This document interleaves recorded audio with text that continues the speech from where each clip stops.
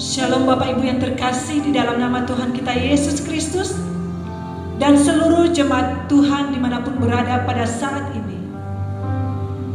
Kita bersyukur kita bisa beribadah kembali bersama dengan keluarga kita di rumah masing-masing.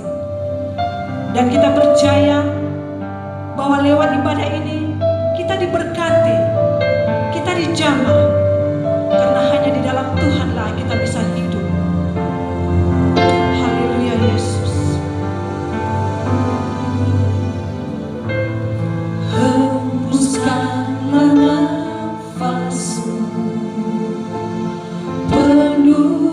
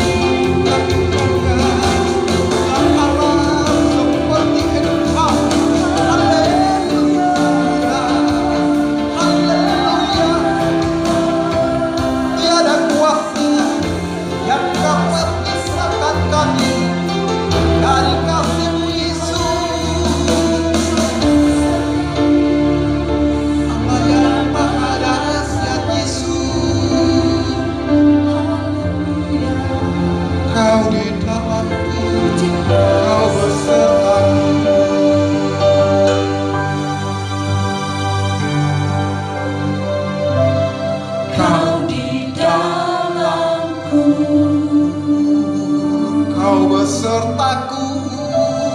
Kau besertaku. Bapa, kami bersyukur atas kasih-Mu yang dahsyat. Inilah seluruh hidup kami. Kami serahkan segalanya untuk hanya seperti-Mu, Yesus.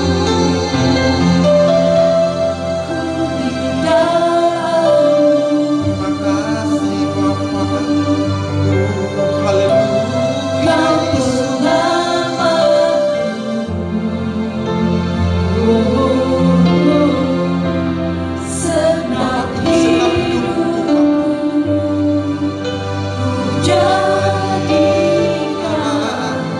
Persembahan-Mu di dalam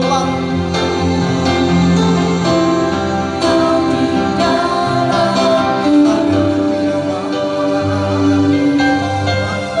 Yesus, Kau besertaku.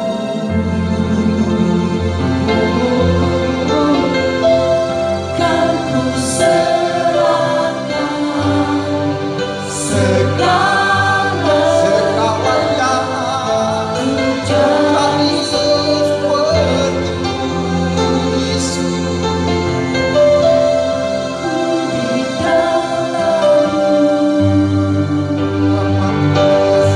Hanya karena kasih-Mu, Yesus.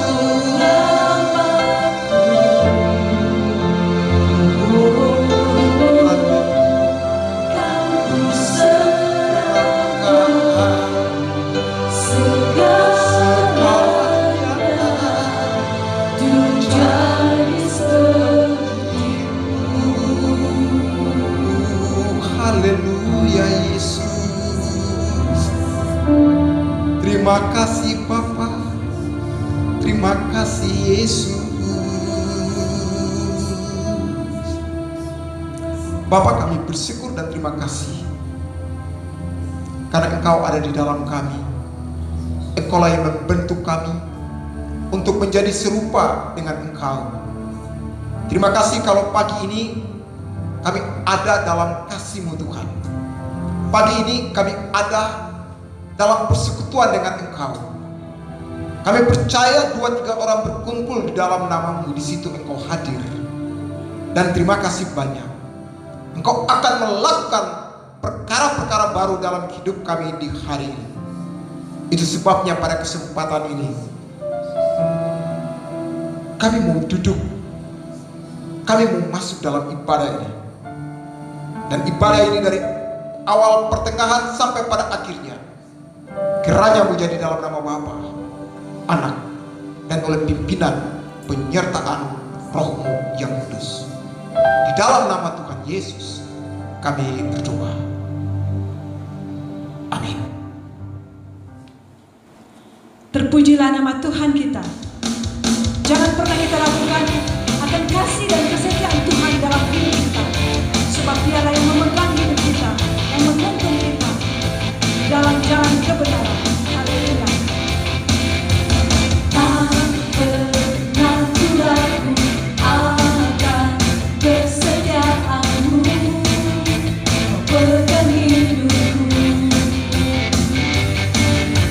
Sepenuh jiwaku ku yakin dan percaya, Kau tuntun langkahku, Yesus. Yesus, Kaulah Raja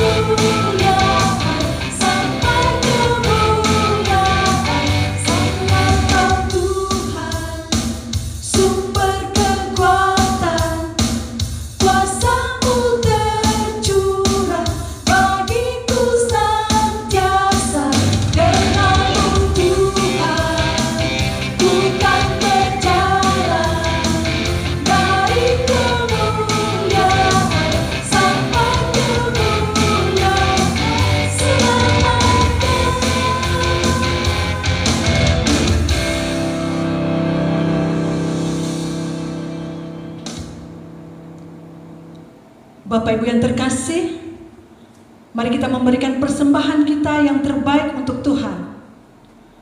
Sebab dalam firman-Nya berkata dari 2 Korintus pasal 9 ayat 7, hendaklah masing-masing memberikan menurut kerelaan hatinya, jangan dengan sedih hati atau karena paksaan, sebab Allah mengasihi orang yang memberi dengan sukacita.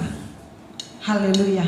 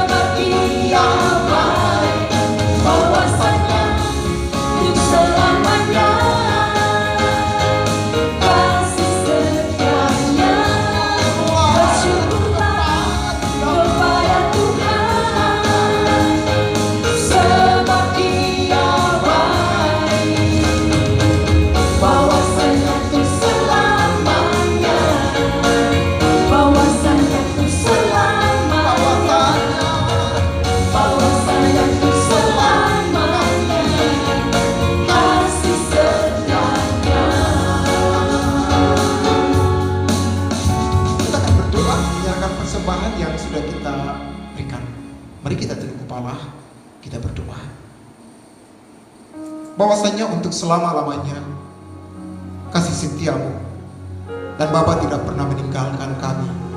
Bapa selalu mencukupi semua kebutuhan kami. Kesempatan ini kalau kami bisa memberi itu karena kasih-Mu.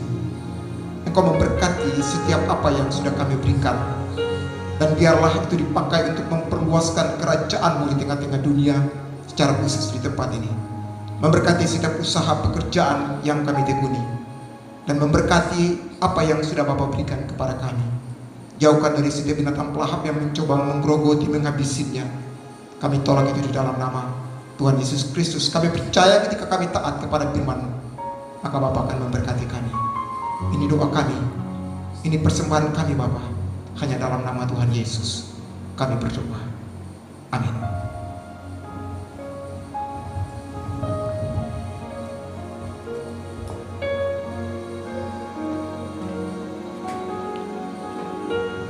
Tiba saatnya kita mendengarkan sabda Tuhan.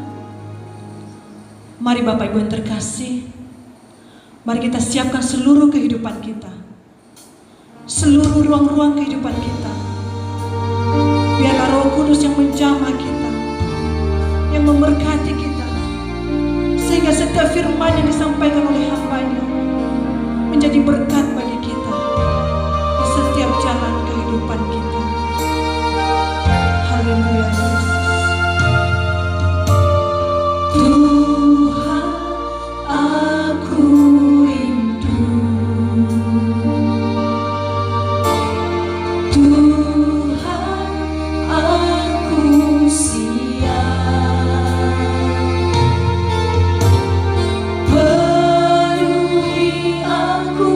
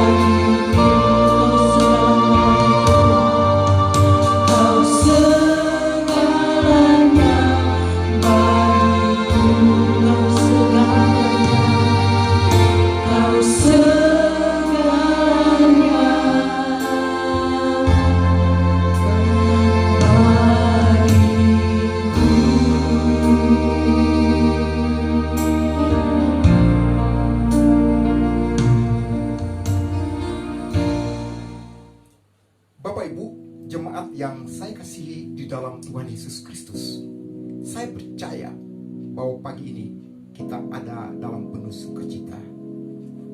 Kita ada dalam persekutuan walaupun kita masih tetap di rumah kita masing-masing. Pagi ini kita akan merenungkan dari satu bagian firman Tuhan yang terambil dari surat kiriman Rasul Paulus kepada jemaat di Kolose. Kolose pasal 2 ayat 6 dan ayatnya yang ke-7. Namun sebelumnya, mari kita tunduk kepala, kita berdoa. Tuhan Yesus, kami datang kepadamu. Kami bersyukur kalau Bapa izinkan kami untuk Bapa bicara kepada kami. Kami sungguh membutuhkan firman-Mu Tuhan. Urapi kami. Tuhan, tolong kami. Biarlah hati kami ketika firman Tuhan diberitakan bagaikan tanah yang subur, sehingga benih firman Tuhan akan tertanam dan bertumbuh untuk kemuliaan nama-Mu. Hamba terbatas dalam menyampaikan, tapi Roh Kudus Allah menolong dan memampukan jemaat, memampukan hamba, sehingga nama Tuhan sajalah yang dipermuliakan. Bapa, kami siap untuk mendengar Bapa bicara. Hanya di dalam nama Tuhan Yesus kami berdoa. Amin. Kolose pasal 2 ayat 6 dan ayatnya yang ke-7 demikian bunyinya. Kamu telah menerima Kristus Tuhan kita, karena itu hendaklah hidupmu tetap di dalam Dia. Hendaklah kamu berakar di dalam Dia dan dibangun di atas Dia. Hendaklah kamu bertambah teguh dalam iman yang telah diajarkan kepadamu, dan hendaklah hatimu melimpah dengan ucapan syukur. Jemaat yang saya kasihi dalam Tuhan Yesus Kristus, tema yang saya berikan untuk bagian firman Tuhan ini yaitu bertumbuh di dalam Kristus. Paulus menulis surat ini kepada jemaat di Kolose. Jemaat di Kolose didirikan oleh seorang anak Tuhan yang bernama Epapras, yang bertobat dalam pelayanan Rasul Paulus ketika Paulus melayani di Efesus. Rasul Paulus menulis surat ini karena ada berita bahwa ada jemaat yang sudah terpengaruh dengan ajaran sesat atau ajaran palsu yang mengajarkan tentang adanya keunggulan lain dari Kristus Yesus sebagai pencipta dan penebus manusia berdosa.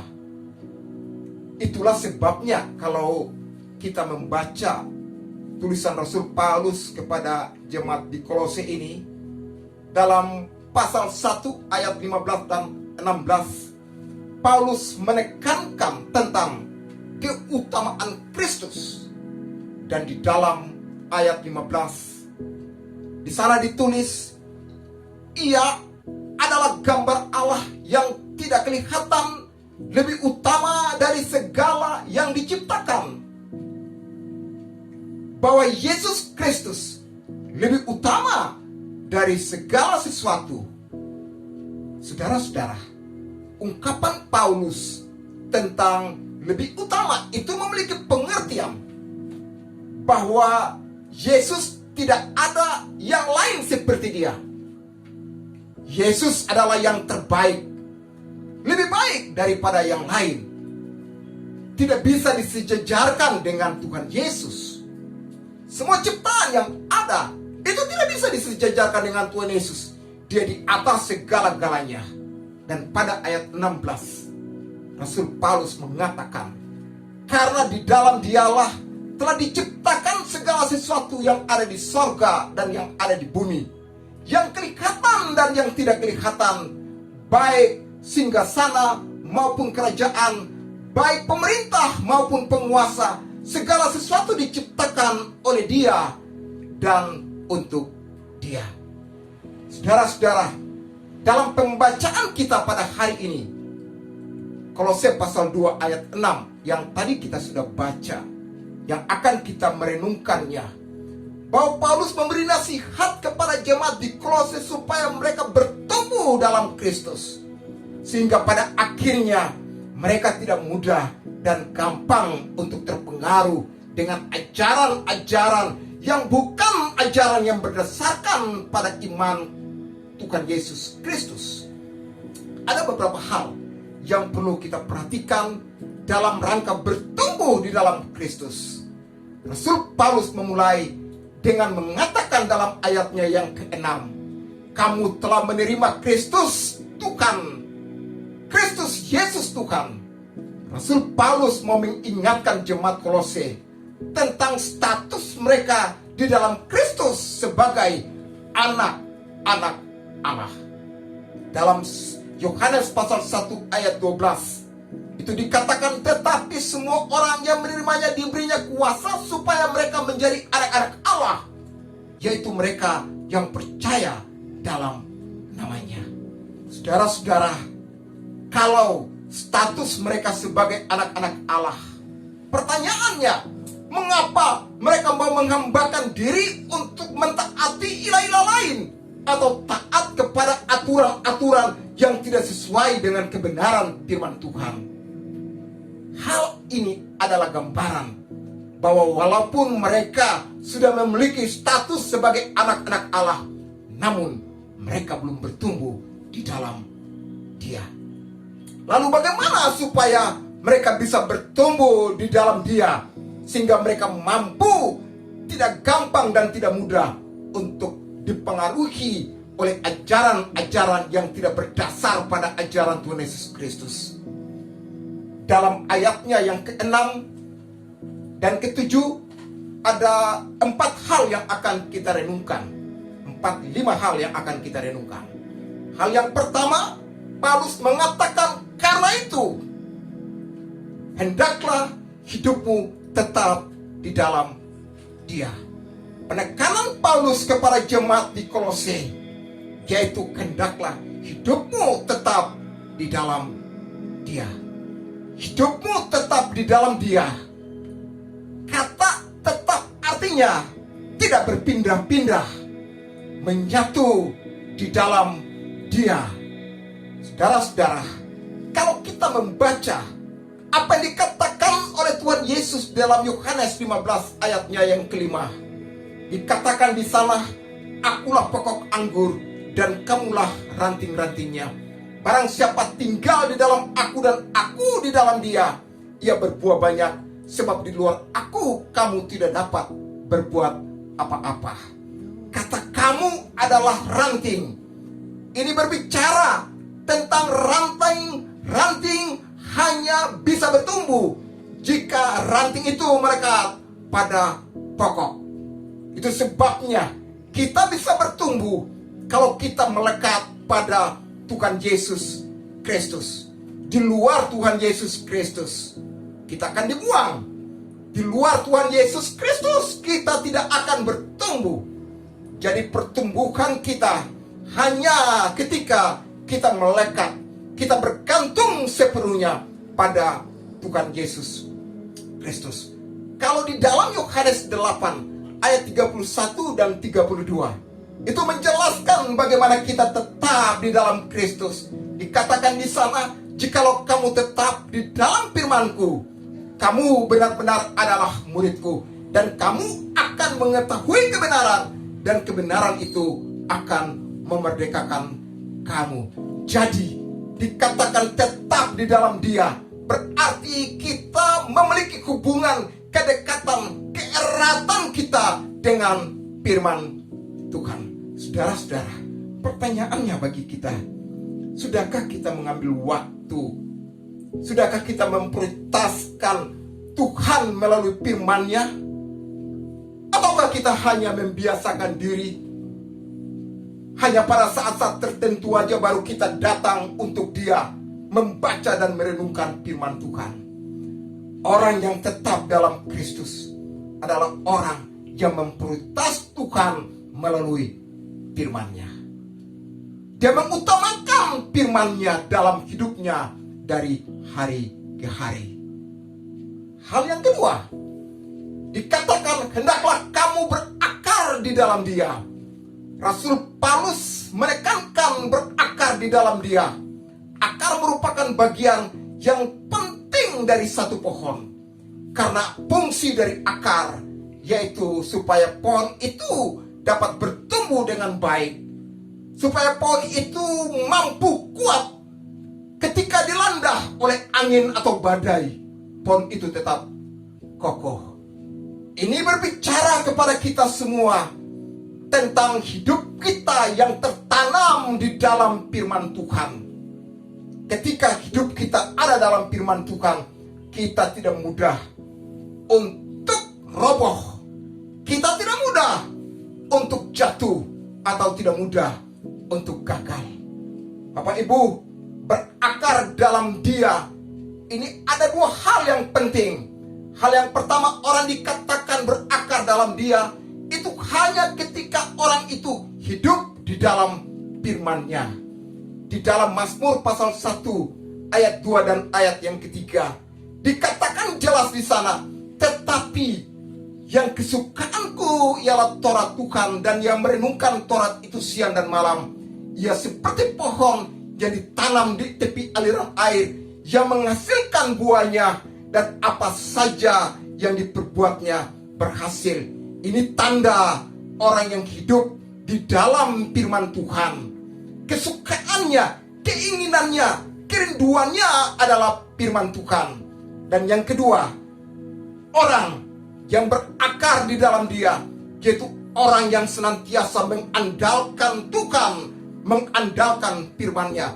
Dalam Yeremia pasal 17 ayat 7 dan ayat yang ke-8 jelas dikatakan di sana bahwa diberkatilah orang yang mengandalkan Tuhan, yang menaruh harapannya pada Tuhan. Ia digambarkan dengan seperti pohon yang ditanam di tepi aliran air, yang akar-akarnya merambat ke tepi batang air, yang tidak layu daunnya. Dan tidak layu daunnya. Dan ketika datang panas terik, ia tetap kokoh, daunnya tetap hijau, tidak khawatir dalam tahun kering, dan tidak berhenti menghasilkan buah. Ini tanda orang yang sungguh hidup, menaruh harap pada Tuhan, dan mereka yang sungguh bertumbuh di dalam firman Tuhan. Katakan mereka berakar di dalam firman Tuhan. Dengan kata lain, orang yang berakar di dalam Dia, hidupnya tidak khawatir. Hidupnya akan menghasilkan, memberi buah, menjadi berkat kepada orang lain. Saudara-saudara, jemaat yang saya kasihi, sejauh mana kita hidup? Apa yang sudah kita lakukan untuk Tuhan? Tuhan gak minta yang lain.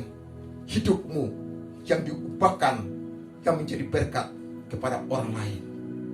Orang yang menjadi berkat kepada orang lain, yaitu orang yang berakar di dalam Dia. Dan kelihatan dia tidak gampang untuk diombang-ambingkan oleh tipu muslihat iblis. Penekanan yang ketiga, Rasul Paulus mengatakan untuk kita bertumbuh di dalam Dia, dikatakan dibangun di atas Dia. Paulus menekankan orang yang bertumbuh adalah mereka yang dibangun di atas Dia.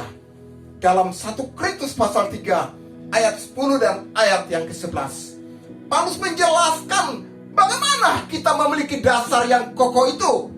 Karena satu bangunan tanpa dasar, bangunan itu akan roboh. Bangunan itu tidak akan bertahan lama.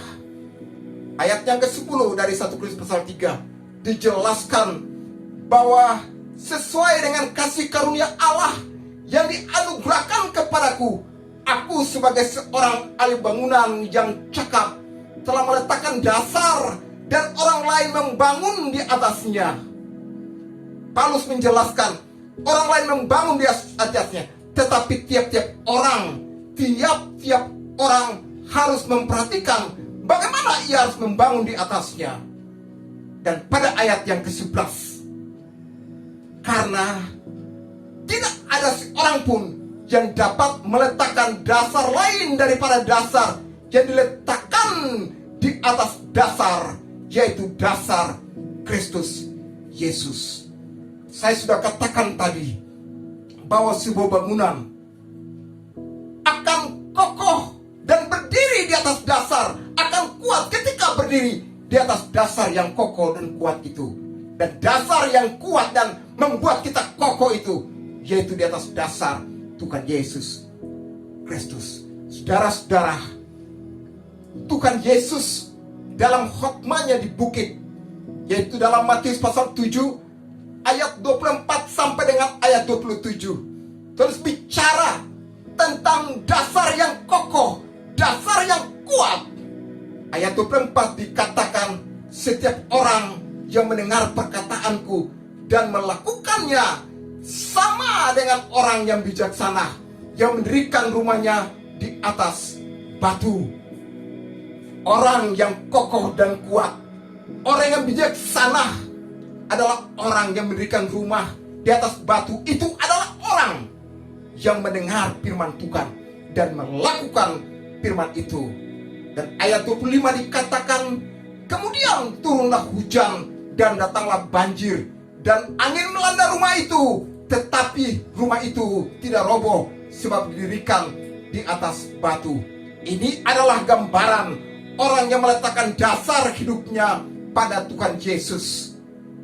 Orang yang meletakkan dasar hidup pada Tuhan Yesus, mereka adalah orang yang senantiasa mendengar perkataan Tuhan dan melakukan apa yang dikatakan oleh Tuhan Yesus.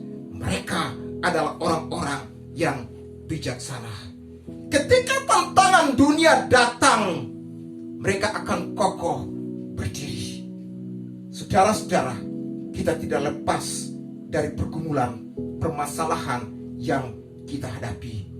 Tapi orang-orang yang menang terhadap pergumulan, terhadap masalah, terhadap tantangan yang dihadapi adalah orang-orang yang meletakkan dasar hidupnya, harapan hidupnya pada Tuhan Yesus Kristus. Dasar hidupnya itu kokoh, yaitu dasar Tuhan Yesus Kristus.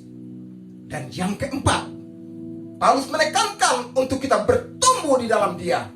Dikatakan, hendaklah kamu bertambah teguh dalam iman. Orang yang senantiasa menjaga persekutuan dengan Tuhan akan tetap kokoh, kuat, dan tidak mudah dikoyahkan. Mereka mengalami perubahan hidup dari hari ke hari. Mereka menjadi contoh berkat kepada orang lain. Mereka menjadi panutan. Dan lewat hidup mereka, banyak orang dibawa untuk pengenalan akan Tuhan. Orang senang karena hidup mereka itu sebagai tarikan. Masih ingatkah kita di saat-saat di mana gereja mula-mula, yaitu pada Kisah para Rasul pasal 2, orang-orang pada waktu itu disukai oleh orang lain dan jumlah mereka kian hari kian bertambah karena sikap hidup mereka menarik orang lain. Mereka hidup menjadi berkat kepada orang lain. Pertumbuhan seseorang akan dilihat. Sikap hidup inilah yang menentukan bahwa kita bertumbuh atau tidak. Dan pada bagian yang kelima, Paulus menasihati jemaat untuk mereka bertumbuh, yaitu hendaklah hatimu melimpah dengan ucapan syukur. Orang yang mengandalkan Tuhan, hatinya akan selalu melimpah dengan ucapan syukur. 1 Tesalonika 5 ayat 18 itu jelas dikatakan di sana, mengucap syukurlah dalam segala hal, sebab itulah yang dikehendaki Allah dalam Kristus Yesus bagi kamu. Orang yang mengucap syukur adalah orang yang menaruh harapannya pada Tuhan. Saudara-saudara, mengucap syukur karena menyadari akan keselamatan itu adalah dari Tuhan.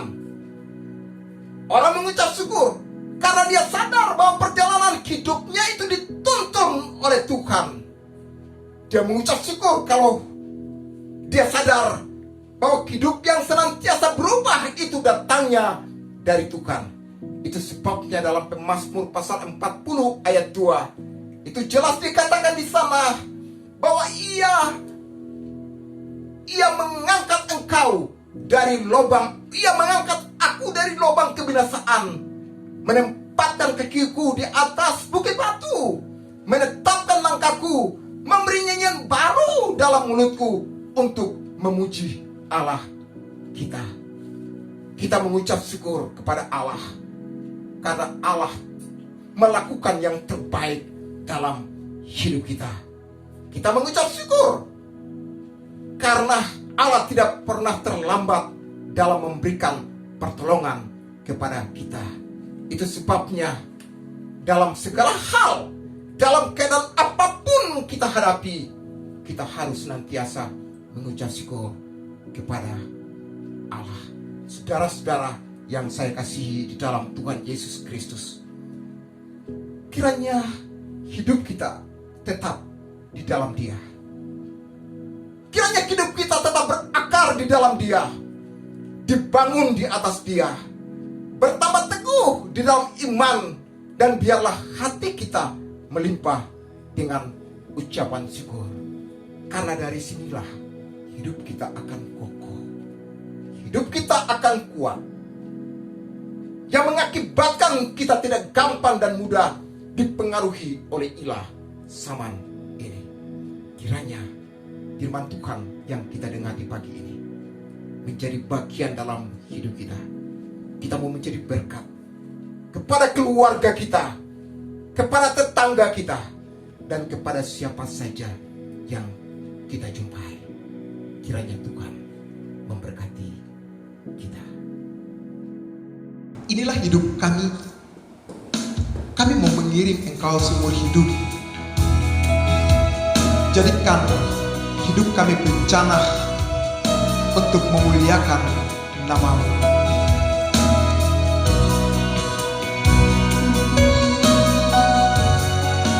Mengiringmu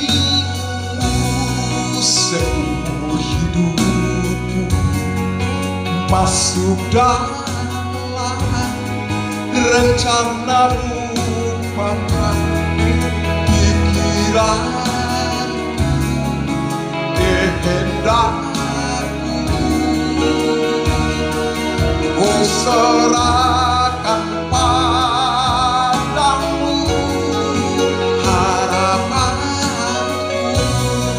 hanya di dalam-Mu, bukan teguh bersama-Mu, Tuhan. Jadikan rencana-Mu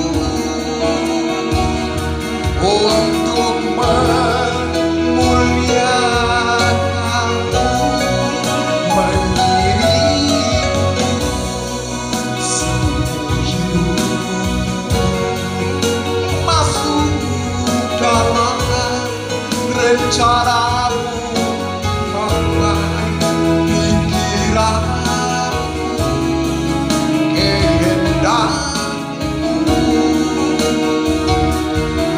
serahkan padamu. Harapanku hanya di dalam-Mu, bukan teguh bersama-Mu, Tuhan. Jadikan bencana-Mu untuk memuliakan-Mu, untuk memuliakan-Mu, untuk memuliakan-Mu.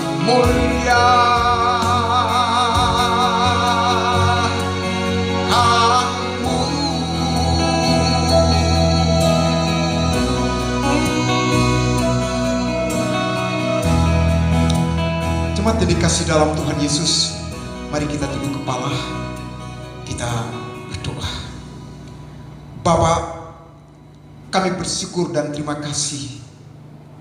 Karena inilah hidup kami. Kami mempersembahkan untuk kemuliaan nama-Mu. Kami mau hidup sampai batas akhir hidup kami. Kami menyerahkan segenap hidup kami untuk Bapa yang tuntun dan pimpin. Kami ingin menjadi berkat kepada siapa saja Bapa. Hamba berdoa menyerahkan jemaat-Mu ke dalam tangan Tuhan. Biarlah Tuhan tolong mereka, Tuhan sertai mereka, Tuhan tutup bungkusi mereka dengan kuat kuasa darah-Mu yang kudus. Tolong mereka untuk mereka bisa mampu menjadi berkat kepada orang lain, dan secara khusus dalam rumah tangga mereka masing-masing.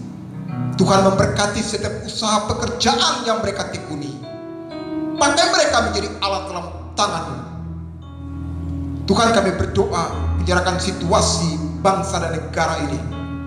Virus corona yang sementara merajalela, tapi kami percaya bahwa Tuhan akan memulihkan kami semua. Berdoa untuk para medis yang sementara bekerja keras.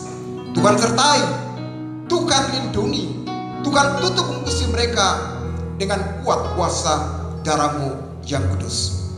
Masalah yang sementara kami hadapi ini, kami yakin bahwa Allah turut bekerja dalam segala sesuatu untuk mendatangkan kebaikan bagi setiap orang yang mengasihi-Mu. Bapa, kiranya kami tetap setia mengikuti-Mu Tuhan. Kami melayani dengan ketulusan hati kami Tuhan.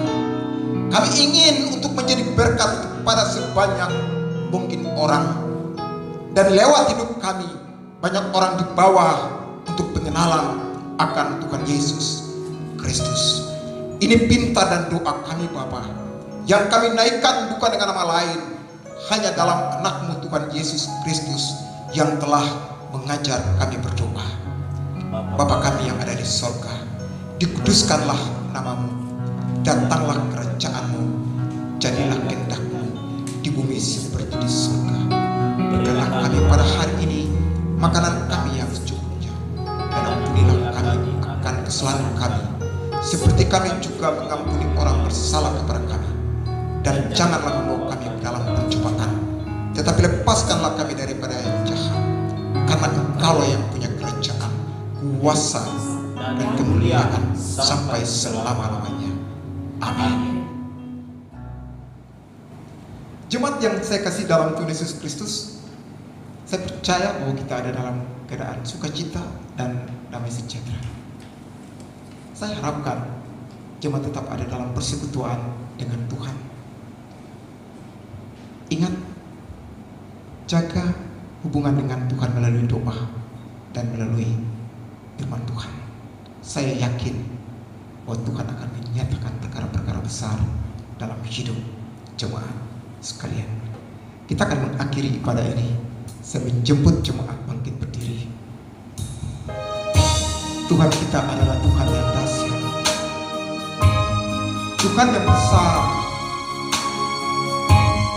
Tuhan yang luar biasa. Tak usah ku takut alam menjaga-Mu. Tak usah ku takut, Allah menjaga-Mu. Tak usah ku bimbang, Tak usah ku bimbang, Yesus pelihara-Mu. Tak usah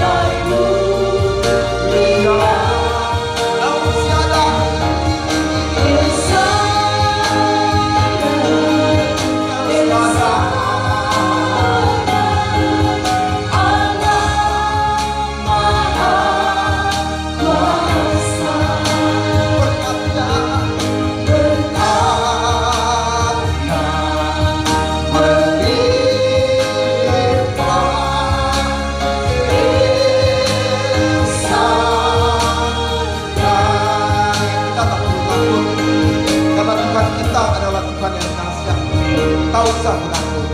Tak usah ku takut, Allah menjagaku. Allah menjagaku. Tak usah ku bimbang, Yesus pelihara aku. Tak usah ku susah, Roh Kudus hidup. Tak usah ku cemas, yang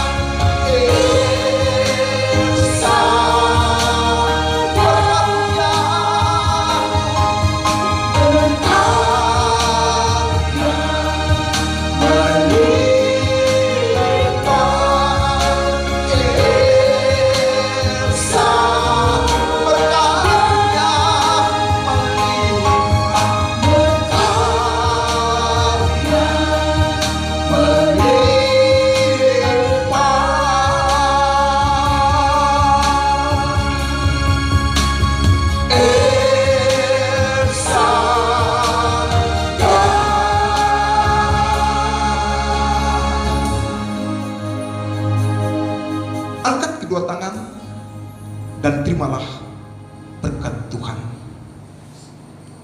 Tuhan memberkati engkau dan melindungi engkau. Tuhan menyinari engkau dengan wajahnya dan memberi engkau kasih karunia. Tuhan menghadapkan wajahnya kepadamu dan memberi engkau damai sejahtera hari ini kekal sampai Tuhan Yesus datang pada kali yang kedua. Amin.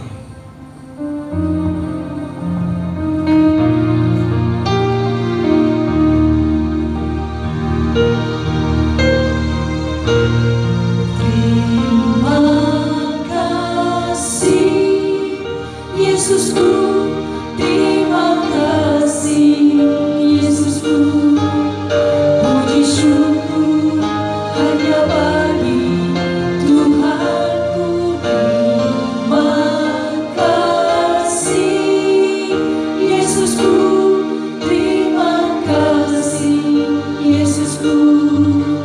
Puji syukur hanya bagi Tuhanku. Terima kasih, Yesusku. Terima kasih, Yesusku. Puji syukur